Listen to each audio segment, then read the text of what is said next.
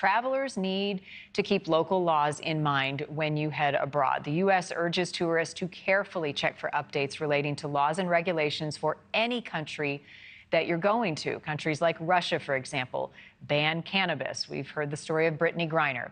In Japan, marijuana, many over-the-counter and prescription drugs, and some containing acetaminophen are not allowed. The UK bans pocket knives, blades, mace, or pepper spray canisters, or any part of a gun.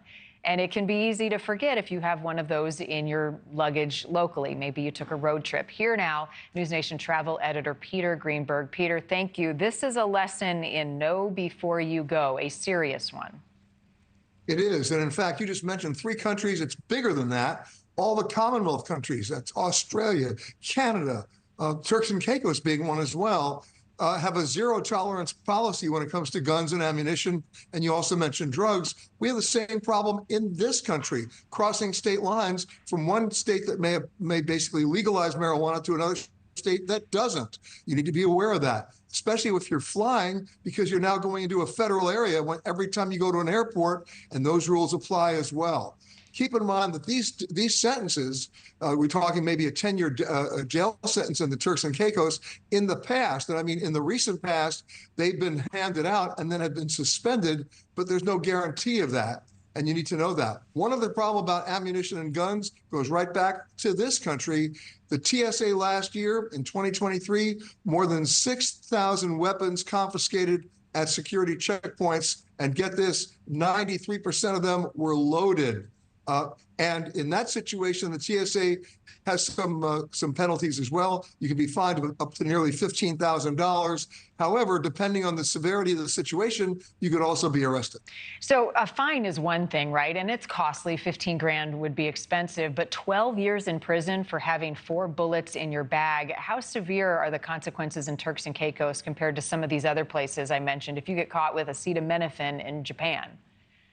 Well, let me talk about those prescription drugs as well. If you're traveling with any prescription medicine, you need to do 2 things. 1, get a letter from your doctor that gives you the reason why you're taking that, and make sure that your doctor not only lists the brand name of the drug, but its generic name that may not always be recognized overseas. You need to do that because a misunderstanding there can also land you in prison.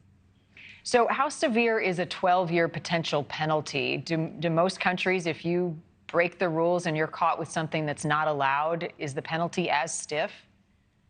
If it's weapons, you bet.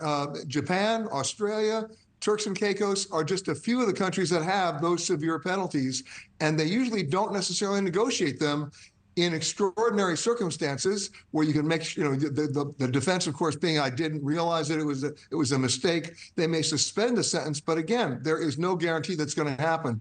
In the case of the Turks and Caicos, my guess is going to be they're going to impose a sentence and then they may suspend it. But again, no guarantee. Yeah, you just don't have a lot of leverage, right? The rules are the rules. I'm curious, Peter, the State Department's role. Can they and do they step in any cases?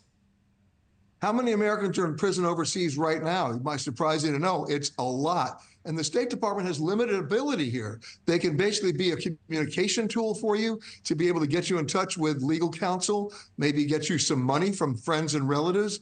But remember, once you leave the United States, your constitutional rights expire when you get to that destination, and you don't necessarily have those protections. So the message here is do your homework before you travel anywhere, even if it's across state lines. But if you're traveling abroad, where are the best places to look to know and understand the rules and be prepared? Where do you go when you travel to know?